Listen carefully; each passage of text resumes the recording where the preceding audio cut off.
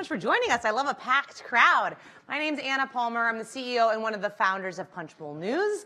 Thank you so much for joining me for The Summit Tax Policy. What a way to kick off Punchbowl News' 2025 editorial programming. A big thank you to KPMG for partnering with us on this event and making it possible to have important conversations like this.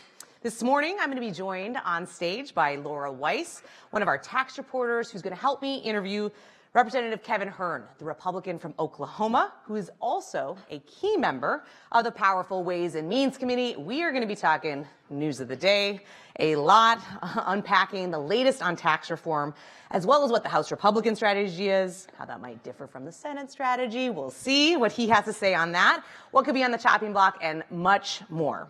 Afterwards, I'm going to be joined by KPMG's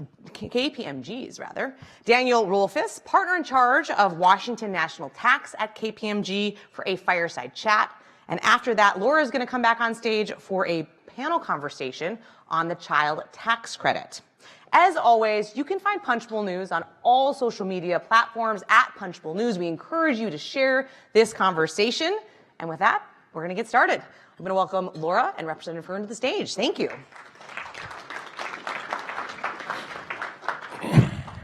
Thank you so much, Congressman, for joining us this morning. It's great to be with you.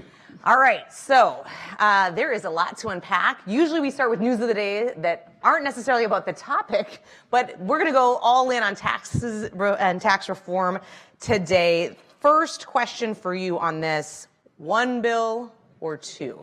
That is the big question. Talk to us about why you support a single tax bill, and how worried are you that the House is going to get jammed by Senator Lindsey Graham? Well, first of all, the reason for one bill is, for the first time, possibly in American history, we have less of an advantage on voting in the House than the Senate does. It's usually, you always hear about one votes in the Senate. It's been a long time since it was 60 votes. And so when you do that, you have to move one bill together, because some of the pay-fors that you would need for the border and the military spending, you're going to need to get the tax package through. And so what the president has said to everyone, and what we have said to everyone in leadership on the House side and on the Senate side, you're not going to get 100% of what you want. Doesn't mean you don't fight for what you want, but ultimately, at the end of the day, with one big package, everybody can get something. President Trump has also been making a lot of news when it comes to tariffs. Are you worried at all that that could lead to inflation? Well, I think if they're permanent, that might be something. He hasn't indicated that's going to be that, other than China, and that was something that President Biden kept on as well. Not for the purposes of just because he wanted to do it. It was more about changing behavior, theft of IP, which is so critical to certainly our technology companies, but not just technology, other manufacturing practices. What he's been successful in doing so far is getting 10,000 soldiers to the northern border of Mexico, southern border for our country, and 15,000 in Canada. And it's about countries being responsible for the things that are detrimental to the safety and security of the American people. And as long as we're continuing to move that way forward, and which is all the indication, as you all know, I was actually sitting next to him in the White House last Thursday when he talked to us about the reciprocal trade agreements.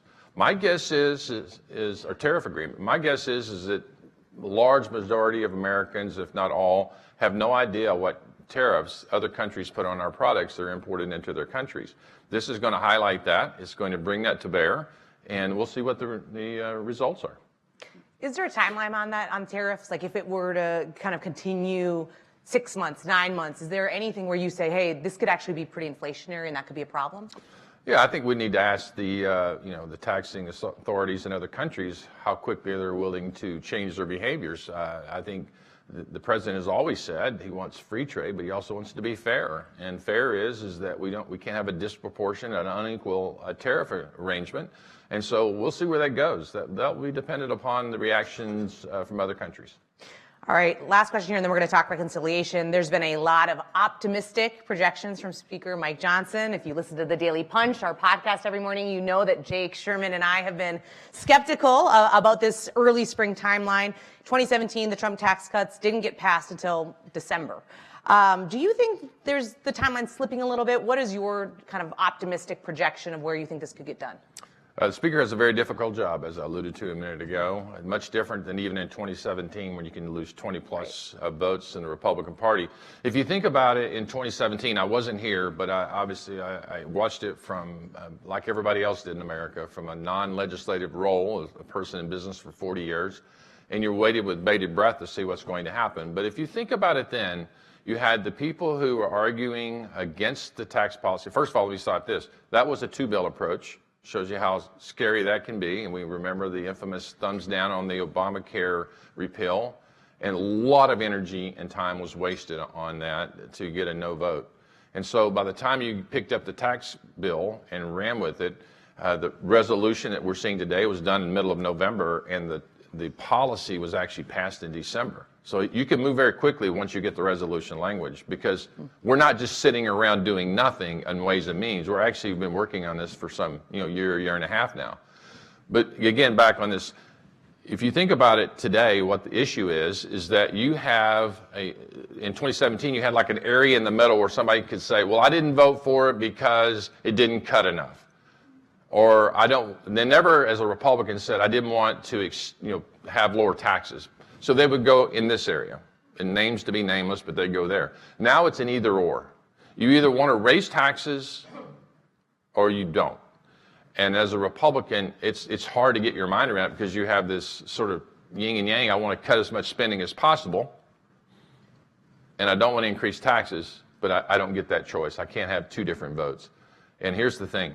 If you go back, and I verified this morning, go back almost 60 years, 56 years of tax receipts. It's averaged 17 to 17.1% every single year. There have been ebbs and flows, 08, 09, the COVID. But when you look at all that, it's been about 17%. Nobody wants to raise taxes on our businesses and our American people. We've got to get that done, get it moved forward, and then we've got to work on the spending problem in America. So to get more in depth here on reconciliation, we're very timely this morning, and I believe about an hour, the House Budget Committee is going to be marking up the budget resolution from House Republicans to get reconciliation going. Do you think that blueprint has a shot? The first text I sent this morning was to Jody Arrington, my dear friend, saying, I'm praying for you today. That's true. I will show you. Here's the thing. There are a lot of people in Congress that talk about things they know nothing about. And this is not casting stones at anybody. Until you've actually done the budget of for the American people, you have no idea what it is. We have zero muscle memory in America on how to do budgets in this country. I mean, we haven't done reconciliation or the budgeting and appropriations process right for over 20 years now. And so when you look at that, and it does work, by the way, when you do it and you actually have the hard discussions when you're doing the budget, this is where it should be done in the budget process, not when you're doing the appropriations and threatening to shut down the government. It should be done in the budget committee room with all the disparate thinking. I am on the record for the last 4 years with my name on a budget from the Republican Study Committee, for 2 years as the budget chairman, and then the last 2 years as the chairman of the Republican Study Committee. 4 years in a row, I have spent literally a year working through the budget process. I can tell you exactly what it costs to balance the budget of the United States economy. 4 years ago, 13 trillion. 3 years ago, 14.4. A couple years ago, 16 trillion. Last year, 17 trillion. The headline is, it's not getting easier. It is impossible now to balance the budget in 10 years with completely only looking at discretionary spending. We have got to look at the totality of the government and how we grow the economy and how we get spending under control. So you're praying for Mr. Arrington. I do have a question, though, because you come at this ultimately from the Ways and Means Committee. Are you concerned at all about the Budget Committee's instructions giving tax writers enough room for Trump's priorities? Oh, yeah. I mean, I certainly, having spent the first 2 years of my life in Congress 6 years ago and on the Budget Committee, I know how difficult that is. We were in the minority then. And then, being on Ways and Means for 4 years and seeing the impact of the tax policy. Listen, here's the thing in legislative process. You're not going to agree with 100% of the things that are in there. I don't agree with everything that's in the 2017 Tax Cut and Jobs Act. And we're going to have that debate. Mm-hmm. And it's important today to have this language come forward so we can start that debate on the record. and have hearings on that. We've had a lot of things that you all have not reported on because you don't know them. And it's by design. We know where we can kind of go and where we can't go. And so we're going to work hard to get not only the 2017 Tax Cut and Jobs Act moved forward, but other things that President Trump promised on the campaign trail, because here's the headline: had he not won, we wouldn't even be having this conversation. President Trump, as you're mentioning, did name a long list of new tax cut priorities on the campaign trail, from getting rid of taxes on tips to a corporate rate cut of some sort for domestic manufacturing. With the $4.5 trillion instruction that's in this budget resolution, does Ways and Means need to look at offsets at all and think about that? Well, my bottom line is on this is that if you look at tax policy, I believe, and I don't know anybody in this room, I believe that you will spend a dollar better than I will in Congress. And so I want to do everything I can to keep your taxes at the current levels going forward, forever, if that's possible. Because I think that's how you can look into the future and see if you can afford a house, a car, send your kids to college, go on a vacation. Because here's the deal. When you get your dollar, you can only really do three things with it other than burn it.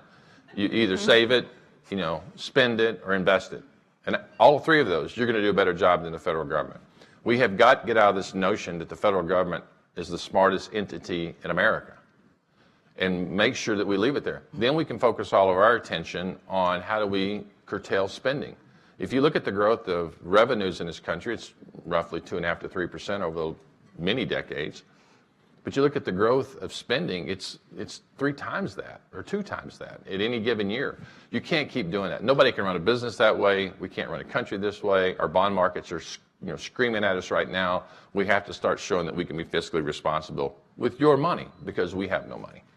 All right, let's shift gears a little bit. I want to talk about your priorities. Obviously, kind of, you said behind the scenes, you all have been thinking about this, working on what this could look like for several months. Talk about your priorities when it comes to the corporate tax space. Are there improvements you think Republicans need to consider here? Well, first and foremost, I think you have to look at, and I've said this to a lot of folks over the last year, I think I've talked to a gazillion CEOs, CFOs, Treasury people for all of our top companies in the United States. And when you look at what really drives our economy, not only in the United States, but how it lets us compete abroad, the 21% rate is important. It's critically important, because when you couple that with an average state rate of 4 to 4.5%, it puts us basically at parity with China's 25% rate. So our largest competitor economically, we're now equal. They're doing things to manipulate their tax code, and I use that, they should. They're investing in lowering rates for companies and industries they want in their country, like high tech. We should do the same thing. We should look at this. We're going to have to meet, head to head with some of the things they're doing, because it's unfair. If you truly believe as an American that free markets and this global economy is important for us all to compete on a global stage, then you have to look and see what entices you, which is really Danielle and I were talking about this earlier, it's really the impetus of the working on the international code. We want to stop inversions. We want to bring people back here. And so President Trump is looking at all this. He wants to re-strengthen our base here. But I also can tell you, I don't know who all represents who in here, but and I don't blame you. I wouldn't move a $50 million facility back to the United States based on what's going to happen in the next 3 years. You're long-term thinkers. And that's why President Trump has talked about making the code permanent, so that you don't have to worry about who the president is. You can come back here to create jobs in America, repatriate jobs, grow the economy, put us on a consistent path of revenue models. There's also been a lot of focus from the business world on reviving some of these really key business incentives like R&D, that incentive, and some others. What do you think will make it in this package? Yeah, so to complete my previous thought, the 21% rate is important for corporations on a global basis. I think 199A is huge, but as you all know, 199A doesn't work if you don't keep the marginal rates the same. So then, and all three of those things combined make up 90% of the revenues, 95% of the revenues to the U.S. Treasury. And so when you put all that together, that's really sort of, I've called it the old stripped down Ford truck, or Chevy truck, whatever your favorite model is.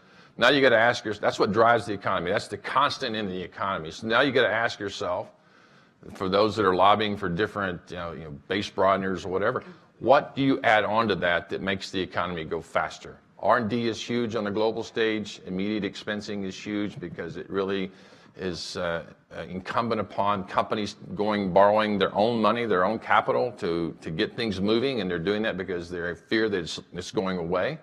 And they create jobs on the margin, down the supply chain. A lot of things are happening when you see that going on. As you know, they all expired along with 163J. And so now then we've got to have pay-fors for those. They can't be included in the reconciliation. And then also included, as you alluded to earlier, President Trump's desire to give tax relief to the seniors and to the everyday worker. And so we've got to figure out how to make all that work together, and we will do so. Okay. We talk about kind of the global landscape and competitiveness a lot. Let's drill down a little bit on that even further. You've been a leader when it comes to international tax policy. What in particular do you think can be improved from that 2017 tax bill's overhaul of international taxes for companies? Well, one thing that should be improved is the overall knowledge in Congress about international tax and how important it is. We're sort of having isolated thinking in the legislative process about, what's the corporate rate, what are we doing child tax credits? These are all important. We're sort of isolated. We need to look on a global stage and how this becomes critical. It can't be, again, we were talking earlier, it can't be that one person or two people in Congress, all of Congress, 535 members that really know anything about this. Because if you're the only ones, you've got to go convince the other folks how to vote and support you. We will look at, if we get a language today, it says $4.5 trillion in ways and means for tax policy. We're going to have to look to see where we can go get some money here and there. And it may be that we find some permanency in, guilty or fitty. I mean, some of these things we're going to have to look at, and it's going to be a balancing act to find the money that we need. But I think overall it's doing what it's supposed to do. It's repatriating jobs to America. IP came back after FDII. I know some were skeptical, maybe, as I talked to earlier. But it worked. And so I will say the headline to everybody in this room is, tax policy is worthless if it doesn't cause a reaction that's positive. If it's negative, we should change it. We shouldn't incentivize people to move out of a blighted area through tax policy and then turn right around and incentivize them to move back in. That's a waste of taxpayer dollars, as an example. In the international tax space, there's also the much talked about global minimum tax deal that the Biden administration was negotiating, 15% minimum tax on companies' global earnings. What should be Republicans' next steps to respond to the global tax talks? Well, as we've been doing, obviously the president sent out an executive order referencing the OECD, and you can read the letter for the details. But I think we have.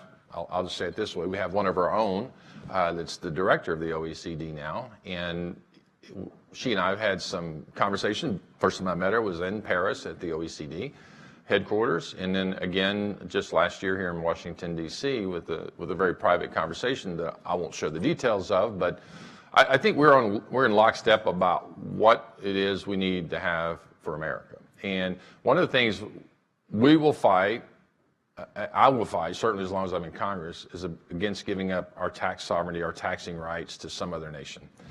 I see where it could be like, we've taken the Marshall Plan from post-World War II and we've accelerated it to now we have the OECD, and you have to fund that, and we're still the largest funder of the OECD operating budget. But we have to look at these countries that are trying to do UTPRs because they have a failing economic environment. I said this to Finance Minister in Germany, Christian Lindner. It is not the United States of America's problem that you prioritize social welfare spending over doing things that prop up your industrial base, that grow your job market. And this can go, you can replicate this across many of the countries that are shouting the loudest about wanting to tax us and take U.S. taxpayer sovereign monies to go around the world. And we'll continue to fight. It was a unilateral agreement with Secretary Yellen. We challenged her many times, and even when my Democrat colleagues had the opportunity to codify it, they didn't do it either because they understand we're not going to do that. All right, I'm going to give Laura the last question, but before I do, I have one more question because we've talked a lot about kind of the priorities. So it'd be like next to last question. Next, exactly. Thank you for that clarifying point. It's like a reporter. Don't take my job. But I want to ask, because we've talked a lot about kind of the dynamics on the Hill, what you're hoping for, the work that you all have done. But the big figure here is going to be President Donald Trump. Talk to us about how involved you think he's going to be. If we go back to 2017, it was really Treasury Secretary Steven Mnuchin. I was kind of covering that on a day-to-day basis. And he was in the weeds on policy, on the negotiations. But at the end of the day, kind of where the president ended up is where things went. How do you work in that environment? Are you having conversations with Secretary Bessent? No. As a matter of fact, I was thinking about this coming in here, if this question were to be asked. What I can tell you, I've seen the president for the last 5 weeks in a row, and he is more hands-on than any president's probably ever been in modern history as far as policy. You learn a lot when you leave for 4 years and you see some things that happen that were, if you could have kept your path forward. I think also in the first 4 years, you get, because it's new, you get led around a lot by staff and various smart people. I think the president kind of got a vision where he wants to go. He knows he only has 4 years to do it, and he wants people to help him do that. Leads to a whole lot of the questions, I get it. But the reality is he wants to make sure that the everyday American is taken care of.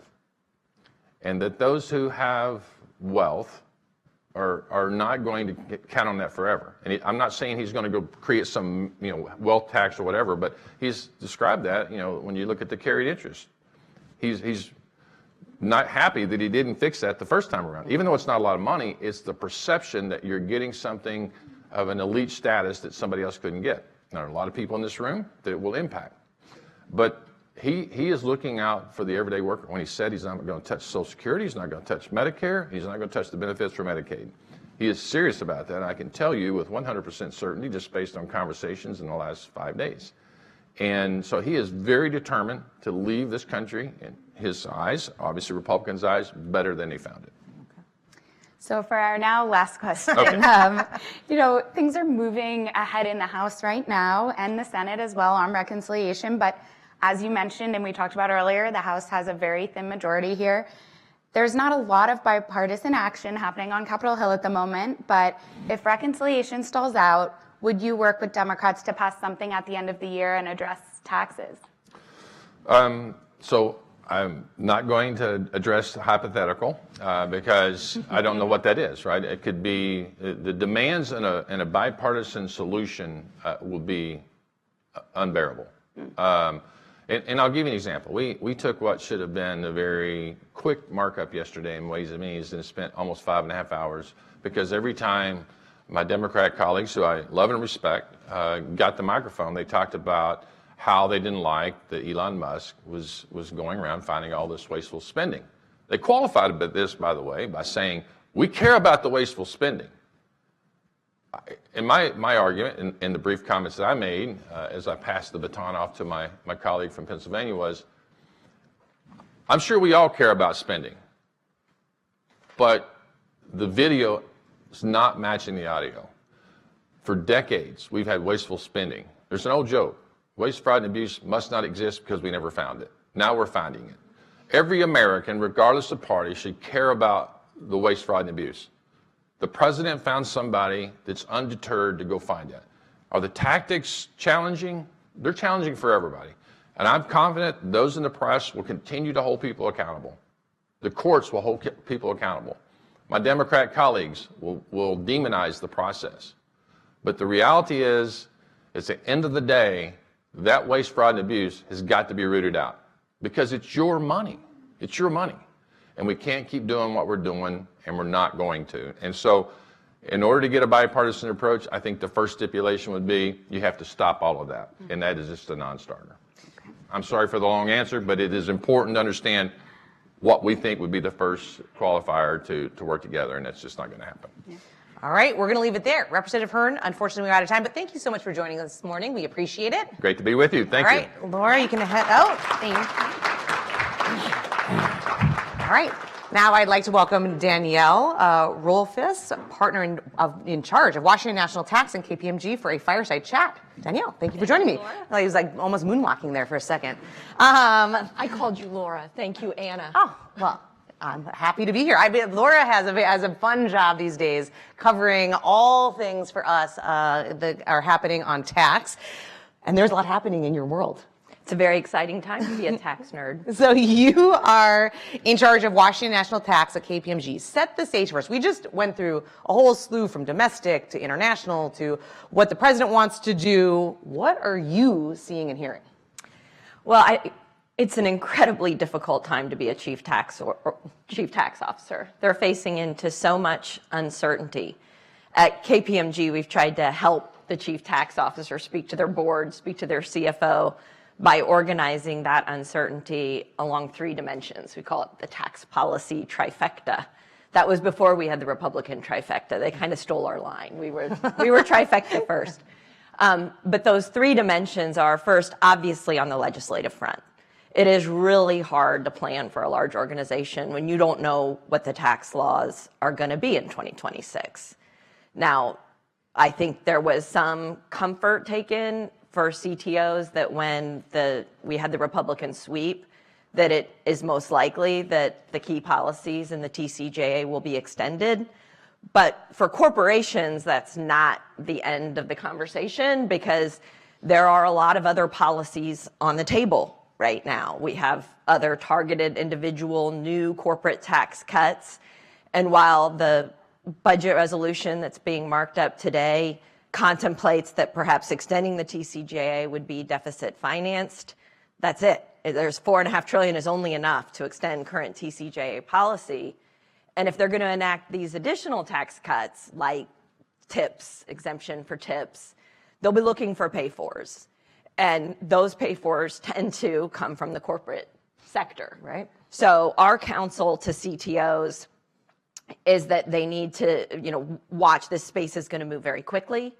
There is a trend in reconciliation bills towards increasingly complicated pay-fors. A feature of that process is that you don't actually see the pay-fors until kind of the very last minute. I think Representative Hearn made a comment, and that's by design. We're working behind the scenes, but that's by design.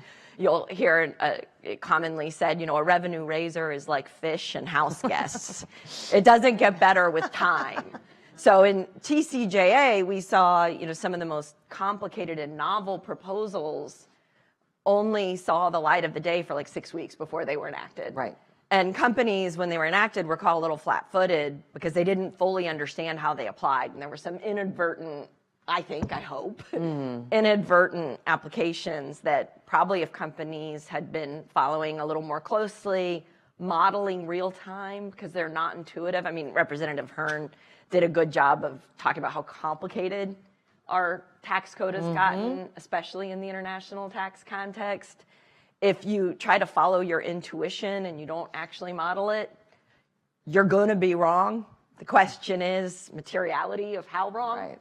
So I think CTOs facing into this legislative uncertainty and knowing that they're likely to be looked at as part of the piggy bank to pay for are, preparing to be able to model and track these provisions and do a better job of it, frankly, than they did in the Tax Cuts and Jobs Act. Yeah, but no, please. Well, I said there were 3 things. And we can get into it, all of it more, but just to cover off, Hearn mentioned the global tax deal. And the fact that other countries, the global tax deal, just for those that aren't following this as closely, it's kind of amazing that about 140 countries came together and agreed to a common tax base that would have the effect, the intended goal, that companies would pay a minimum of 15% wherever they operated, in each country they operated. Like, that's just amazingly complicated. And I can tell you when 140 countries come together to design a tax base, the result, maybe this could have been, but it was not a simple new common tax base. It's an incredibly complicated tax base. And other countries have enacted these laws. So CTOs don't have a choice but to prepare for how to comply with this. And they're doing it in the face of a lot of uncertainty about how the US will respond and how other countries will respond to the Trump administrative order. And then the last thing, which I think is not our topic today, is just the regulatory uncertainty. We had the Supreme Court cast doubt on, we have like 70,000 pages of tax regulations that interpret a lot of gaps in the code, cast doubt on whether we're going to defer to agencies. have seen a number of regulations struck down in the courts. Companies have to model that, figure out if it affects them. And what does it mean, all of the new executive orders? What does it mean to say you need to repeal 10 regs if you issue one? What does that mean in the tax world? What does it mean that the IRS, their budget is under question, workforce under question? What does that mean for the regulatory space? Those are obviously complex questions, not the topic of today. That's a whole other topic. That's a whole other. If anybody wants to talk about the tax administrative state, we could do that another day. All right, we've got the next tax summit 2.0. But I want to talk about this. So you just really, I think, outlined kind of the complexity that you're dealing with, that your clients are dealing with. You talked a lot about just kind of how fast moving and how the pace with which everyone's trying to kind of keep up and understand what's serious, what's not serious. A lot of kind of projections of what could be paid fors or not. Not wanting to be caught flat-footed. But I want to dive into the U.S. tax legislative agenda a bit. All eyes are on, obviously, the end of the year, the Trump tax cuts expiring. We've seen a lot of coverage about the individual tax rate. We heard Representative Hern talk about that. What are some of the key provisions expiring on the business front, like top 3 everybody should be watching? Well, first, to put it all in context, the vast majority of the expiring provisions are in the individual front. It's our tax bills that are actually the ones expiring. The big achievement on the corporate side was reducing the corporate headline rate from 35% to 21%. That is permanent. That's not expiring. That is not an accident, by the way. In the process of reconciliation, when you have to have some provisions be temporary, some be permanent, the drafters of TCJA recognized they didn't know who would be in charge of Congress or who would be the president when they expire. Purposeful decision to make the corporate tax code permanent. The rate, I should say. One thing that I think some don't recognize is the TCJA, if you unnet it, was one of the biggest tax raisers in history. There were significant tax cuts, and on net, it was tax cuts. But to pay for those tax cuts, there were a number of raisers. So you asked about maybe the big 3 to watch. Yeah. One of the significant pay-fors in the TCJA that facilitated making the cut in the corporate rate permanent was a new provision. It's called GILTI, the Global Intangible Low Taxed Income, GILTI. It's a provision that taxes the offshore income, outside the U.S. income of U.S. multinationals. That's an incredibly complicated brand new thing introduced in the TCJA as just a small example of why companies need to track and follow the details. GILTI was enacted with I call it a split the baby rate. And at the time I had a little baby and I just hated that phrase. But a split the baby rate of a 10.5% rate to kind of compromise between U.S. global competitiveness and a desire to not have an incentive that U.S. companies would shift income offshore. That split the baby incentive rate is scheduled to float up at the end of 2025 from 10.5% to 13.8%. Just an example of why companies need to pay attention to detail.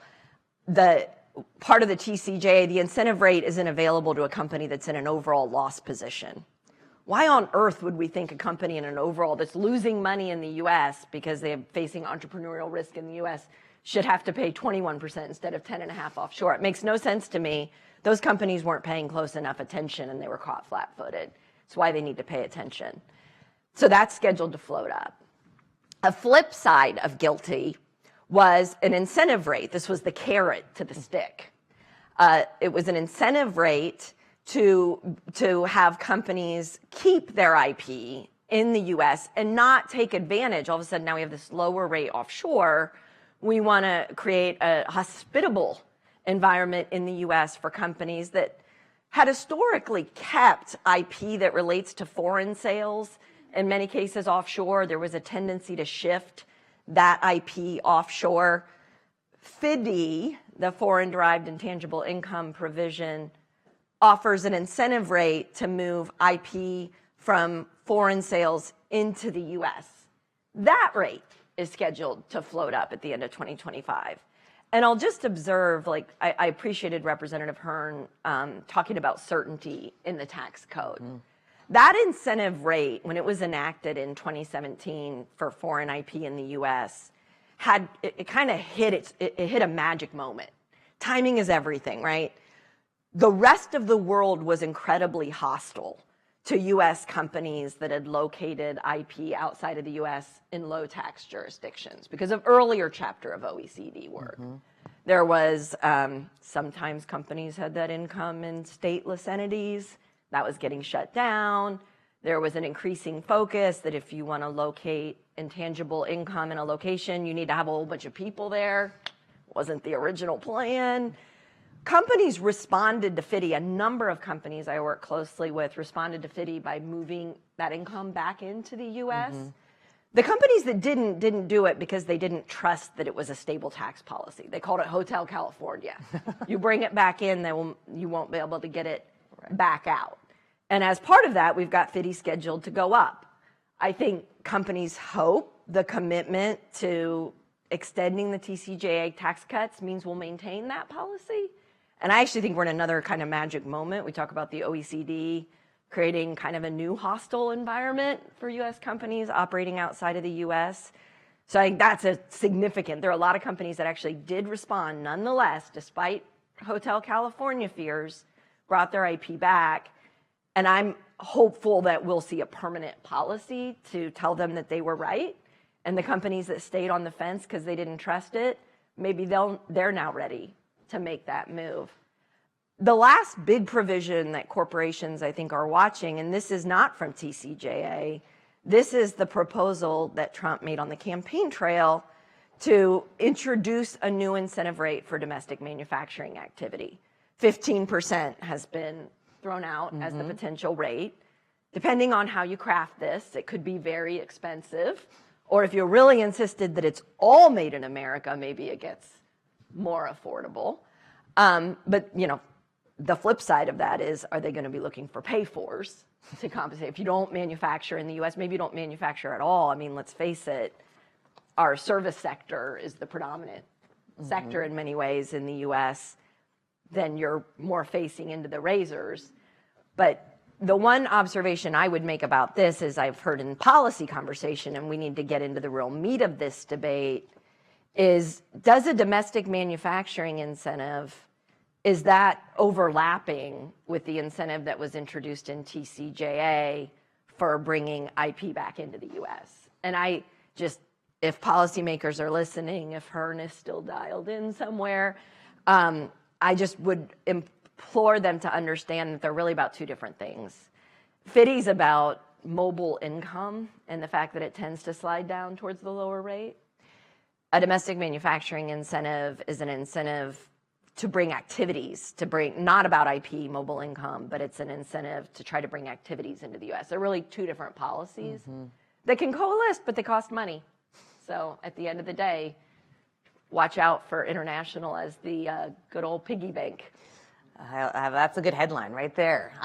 Before we are quickly running out of time, but before I let you go, I want to zoom out 100,000 feet. What's the big takeaway for leaders and companies and Hill staffers and members of Congress, given the turbulent tax environment? How can they maybe not only survive, but thrive in this disruptive environment? Well, I think, first of all, for companies, I think it is learning that these things move very fast. Our code has gotten ever more complicated. I have no optimism it's going to get simpler. The proposals we see will be complicated and unintuitive. That's a feature, not a bug. And companies need to be, from a lawmaker perspective, not from a corporate perspective, companies need to be ready to model these provisions real time and react and engage with lawmakers. And you can't do that by building a spreadsheet in the moment. They need to be prepared. At KPMG, we have something called Digital Gateway, where we bring a company's data together with all of our modeling tools. All these things interact. We have OECD modeling tools. It interacts with the tools to model domestic legislative changes. Everything interacts. I'm so tired of three-dimensional chess. But companies have to be ready to really model this with real data, not back of the envelope it. I think what I would implore to lawmakers is, we just touched a little bit on the OECD in that situation. And I know, lawmakers are going to be looking to try to make sure they protect U.S. tax sovereignty. I would hope that as they look, this is with respect to our code, but also the global front, that as they work to achieve long-term objectives, they focus also on short-term certainty. And the OECD, this minimum tax I mentioned, it is already the law in a bunch of countries. Companies are having to figure out how to comply with it and then make pretty big capital commitments to comply with it. They don't have a choice. It is the law. If lawmakers are going to try to perceive a better deal for the U.S., I hope they will also prioritize as a plank in that plan short-term certainty and delivering short-term results while they also engage in a longer-term pursuit. All right, we are going to leave it there. Daniel, thank you so much for this. We appreciate it. I'm going to have you step off stage. We're going to take a minute to change the stage here a little bit. Before I welcome our next panel, I want to welcome and remind everyone that after this final conversation, we would love for you to stick around. There's a lot of folks in the tax world who are here. There's coffee, there's food for the networking portion of the morning. We've had a really interesting morning, first with Representative Hern on all things tax reform, how he sees the process moving forward. My interesting takeaway here is the fact of how detail-oriented he said President Donald Trump is this time around. 2017 really left it to a lot of his deputies, but Hern saying that he expects Donald Trump to be very involved in the specifics of how this tax reform actually plays out. Also had a really great conversation with Danielle, focusing on how companies can kind of manage this kind of a landscape, the changes, how fast it can be, especially when it comes to pay-fors. I've been talking to a bunch of people in industry, very concerned about the fact that they could end up being pay-fors once again, or especially as we look at all of these cuts, how can they offset them? So going to be very interesting to continue those kinds of conversations in the networking portion. Now I'd like to welcome Laura Weiss back to the stage, Punchbowl News' financial services and tax reporter, who is going to lead a conversation on the child tax credit. Laura, take it away. Thank you so much, Anna. It's great to be back up here for this very important panel conversation. I'd like to welcome Kodiak Hill Davis from the Niskanen Center, Paolo Mastrangelo of American Policy Ventures, and Portia Allen Kyle from Color of Change to the stage.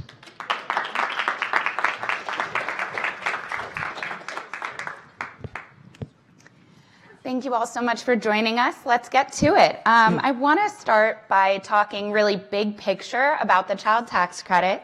The CTC has become a mainstay of recent tax debates, and it has more and more supporters in both parties. So to kick off this conversation, I want to get each of your perspectives. What are the critical ways you'd build on the child tax credit? Kodiak, do you want to start us off?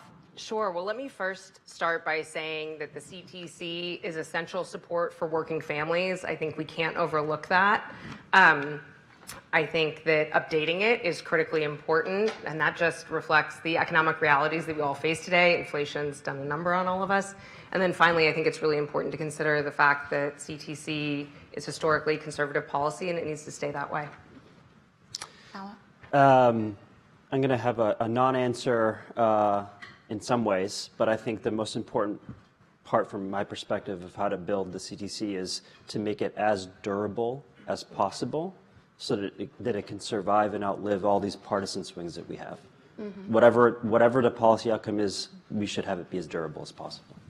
Portia, do you want to jump in? Yes, absolutely. I think that one of the ways to build upon the CTC is to remember that the CTC, as a policy that is fundamentally about the stability of families and children, that works in conjunction with the rest of the tax code. And so one of the best ways to fortify that support for families is to remember and to accompany that policy with more comprehensive tax policy in the code that supports families and children. Mm-hmm. And Portia, I want to come back to you for this. As we're thinking about the child tax credit, important to think about who policymakers should be thinking about, the kinds of communities that they should really be, considering that they need to help with this program. So do you want to start us off on how policymakers should be thinking about the critical communities for the CTC? Yeah, I think the critical communities for the CTC are also the same critical communities for the rest of the tax code, and particularly the individual provisions. But, there's been a lot of conversation about pay-fors. no one is paying for a lot of the cuts that are going to go to corporations or the wealthy more than children and families, more than, everyday working people. And so keeping in mind that, there are corporations that are paying lower rates than teachers, nurses, bus drivers, construction workers, that a lot of the changes in payments that will be used to keep costs down for any changes in the codes will come from your grandparents' health care, from your children's food security, from the education system, and that if we're thinking about competitiveness and thinking about the code writ large and supporting families, then one of the ways to do that is to make sure that we raise enough money, that we are spending it and investing it in the right places, and that means investing in places like education, like healthcare, like children, et cetera. Paolo, do you want to jump in? Anything you'd want to add? Yeah, I in a lot of ways couldn't agree more. I think that the interesting thing, we've been doing a national tracking poll of what people just think Congress should focus on within TCJA.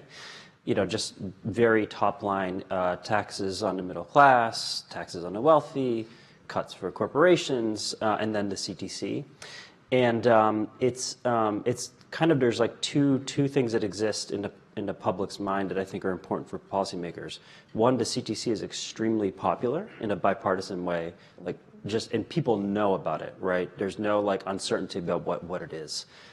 But when you stack it in the tax bill, it loses. So it's weird, in this tracking poll we do, there's less than 1% of people think that Congress should focus on the CTC over tax cuts for the middle class or raising rates for wealthy people. So I think it presents a little bit of a challenge, to your point, in explaining to people how the CTC fits within the broader sort of tax ecosystem for a household that people still need to break through on.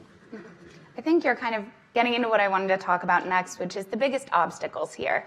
What are you concerned about as the biggest obstacles for the child tax credit that you feel like working on this issue you're kind of constantly needing to push against? Kodiak, do you have thoughts on that? Sure. Well, I think as we've been hearing this morning, these are complex conversations with a lot of different dynamics. I mean, just the political dynamics are challenging. And I think as Paolo indicated, trying to explain the value of the child tax credit and how it actually helps working families is really critical here. We can't lose sight of it with all of these different dynamics that are happening. So one of the aspects of the TCJA that I think worked really well is that it actually simplified the tax code. It was a more generous child tax credit. It made it more accessible for working families. And I think making sure that lawmakers are hearing that message and really keeping that top of mind as they're balancing all of these different competing interests is really important. And so you brought this up, but Republicans now, TCJA, looking at extending it. That's really one of the biggest conversations going on Capitol Hill right now, as they're kind of rushing to put together a tax bill and get something going. The tax piece of Republicans' reconciliation bill is getting squeezed due to concerns from deficit hawks, a dynamic we kind of knew about going into this, but the CTC shrinks if Republicans don't extend it, and they are expected to. But can you talk about, Kodiak, if you want to start us off here, what's the case you'd make for Republicans to really prioritize this? How do you make sure that that's something that breaks through in this really big conversation? Well, Laura, that's the $4.5 trillion question, isn't it? Yeah. So a couple key considerations I think we should keep in mind. First and foremost, as I mentioned at the beginning, CTC is conservative policy. It passed originally with TCJA, that update from $1,000 to $2,000 per child tax credit. And before that, historically, you can look back to the contract with America, which is from the 90s. We were talking about child tax credit then. And moreover, President Trump carried the majority of households earning $50,000 or less. So working families are a critical part of the base to consider. And I mentioned this a little bit earlier. We've all felt the impacts of inflation. Just quickly, eggs are on everyone's mind, right? The average price of a dozen eggs today is $4.95. When TCJA passed in 2017 with this robust child tax credit, it was $1.47. So clearly we're all feeling the impacts of inflation. And so I think I would encourage lawmakers, especially Republican lawmakers, as they're balancing all of these other challenging considerations, to really think about the value in delivering for working families, and that extra $500 bumping it up to $2,500 from $2,000 is not going to disincentivize families out of the workforce. What it is going to do is give them firmer financial footing to make decisions about food, housing, childcare. Those are all critically important things to deliver for working families today. Paolo, is there anything you'd add there in making the case? I would, it's really well put. I would say focus on what's achievable, because we need this. We, the broad, folks that agree that the CTC should exist, we need to take a really long-term view on this. We cannot get into a situation where there's not enough data or there's differences of belief on the credit existing or not. So I think they just need to really focus on making sure that they're getting what is achievable in this deal. And if anything, to Kodiak's point, focusing on some changes that can, I think, go where the public is and go where there's like good data about where the most help is. We also did a poll on what people think if there could be one change on the child tax credit that Republicans should focus on. Mm-hmm. What should it be? Increasing the size of the credit, who's getting it. By and large, they said focusing on making sure that lower income working class families between 15 and 30,000 are getting more of the credit faster. So I think that's really interesting because it's like I think a lot of us in a partisan way or on the outside community forget that there is some there between a generally conservative message of working class support and a generally progressive message of poverty reduction. There's like a true convergence there. So hopefully, I think that's a good area for them to focus on, Republicans, and own it, and know that it's good for their own politics as well. Mm-hmm. And Portia, what case would you make? I know you talked about the importance of the balance here of all the different things going on in this bill. Yeah, I would really make the case around people because I think, to this point, the needing to, number one, be very honest and transparent about who receives the benefit and how much is received. And so when you're thinking about, taxpayers and, particularly Black taxpayers, half of Black children who are eligible for the CTC don't receive the full benefit and don't receive the full benefit because we know that, there are that a wage gap exists, right? Between, what Black workers earn, what white workers earn, right? And that trickles down to families as well when the credit is based on income. You qualify, for the full credit. When you don't make as much money, you don't, qualify for as much of the credit. And so this question of how to deliver more of a benefit to the children that most need, to the children and families that most need it is, I think, the core question. But that's a question of, delivering a benefit to families with children. It does not necessarily answer the question of how to deliver more benefits in the code to working and, lower income working class families. And that is a question that I think when you're focused on your constituents, when you're focused on people, the CTC can help to answer the families with children question. It's to be seen what the focus is to get further to address lower income, workers and families without children. Mm-hmm.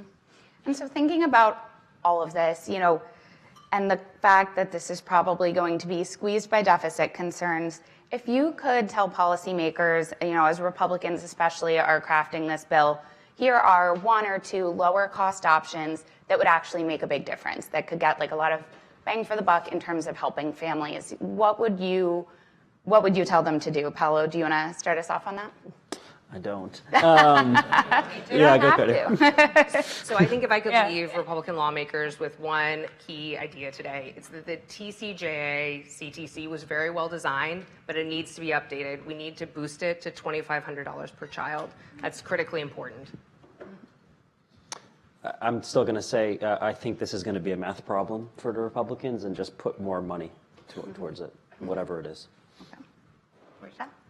I feel like I'd be remiss if I didn't say that trickle-down economics just hasn't worked. And so the approach to TCJA, where, cutting taxes at the top for corporations, for billionaires, et cetera, it hasn't delivered for working class people. And so the approach and the premise for that delivery is a little bit off. And I think with a broader approach, some focus on families, listening to constituents, those who were particularly in need of a different system that more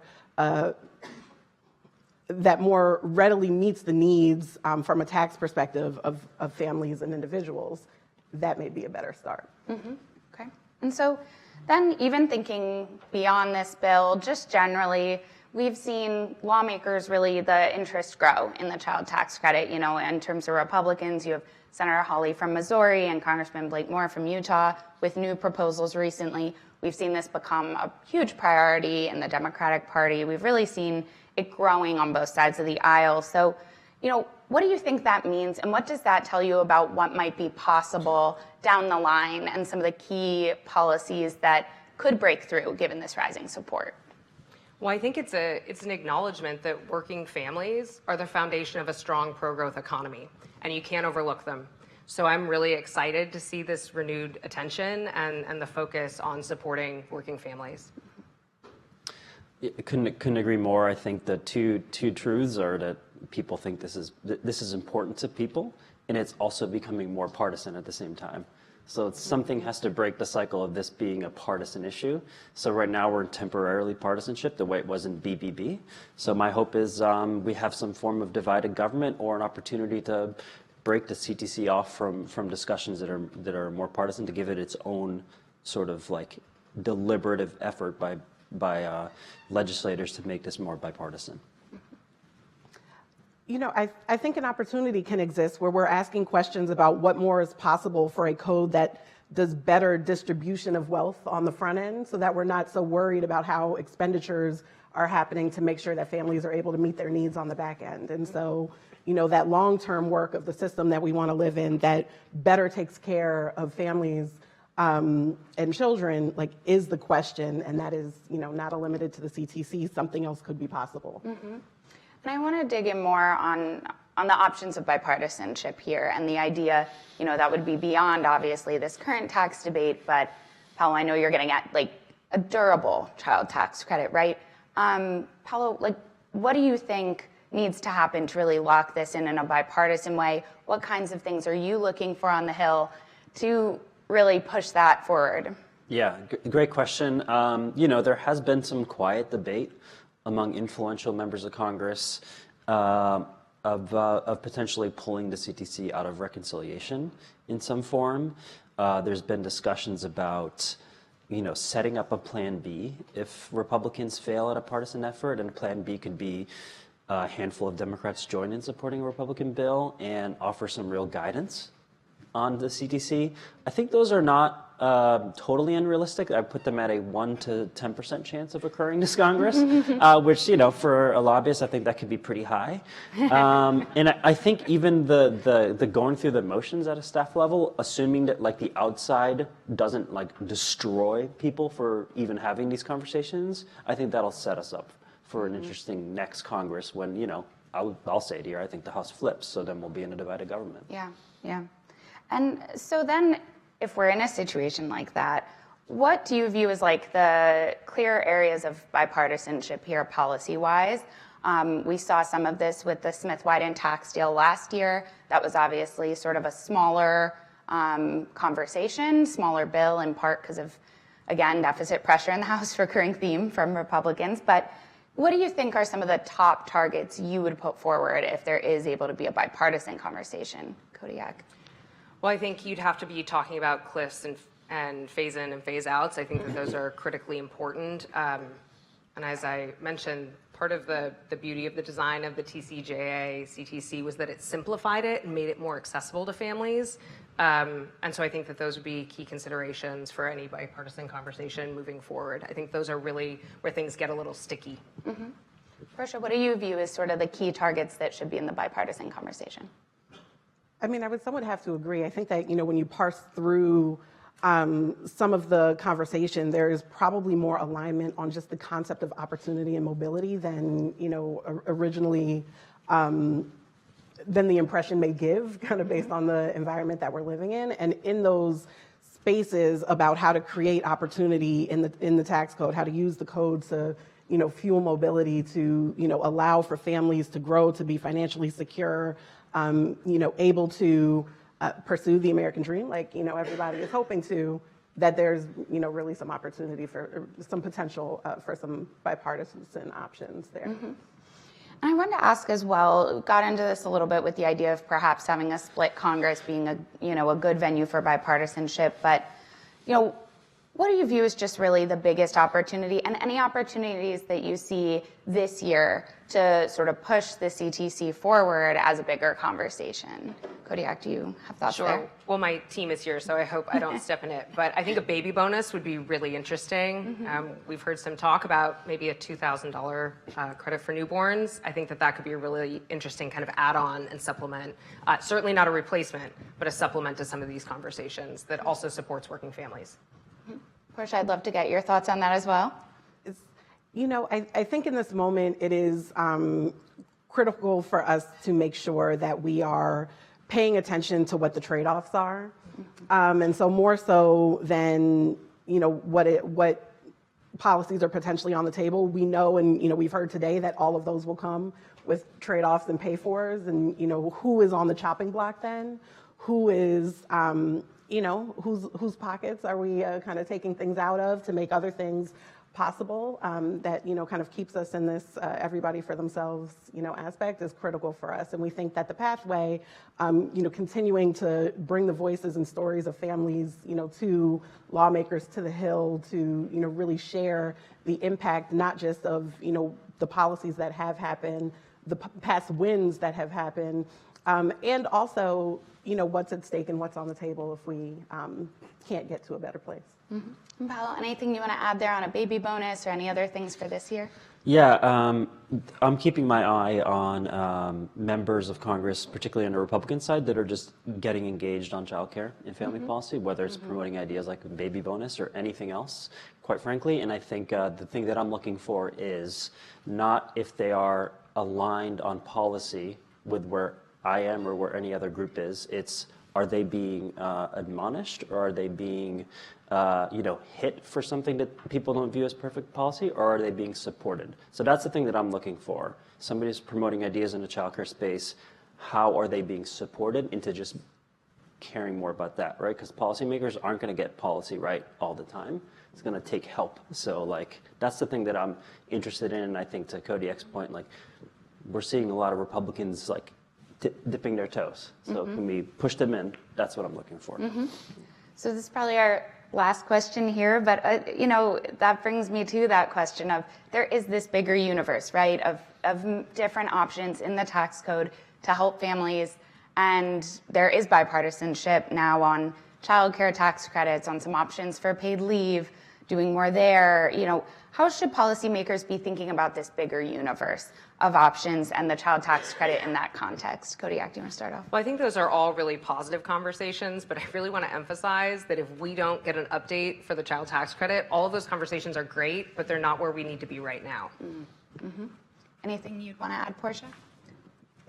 Just slight disagreement. I think those conversations are exactly where we need to be right now. And those, conversations are really about what broadly can work for a broader swath of people, right? And so thinking about policies, there's been so much on, student loans over the past few years. How are we thinking about student loan deductions in the tax code? How are we thinking about it in terms of cliffs and mobility cliffs for younger particular taxpayers who maybe are heading from the Hill to private sector or someplace else, but still have a, number of student loans.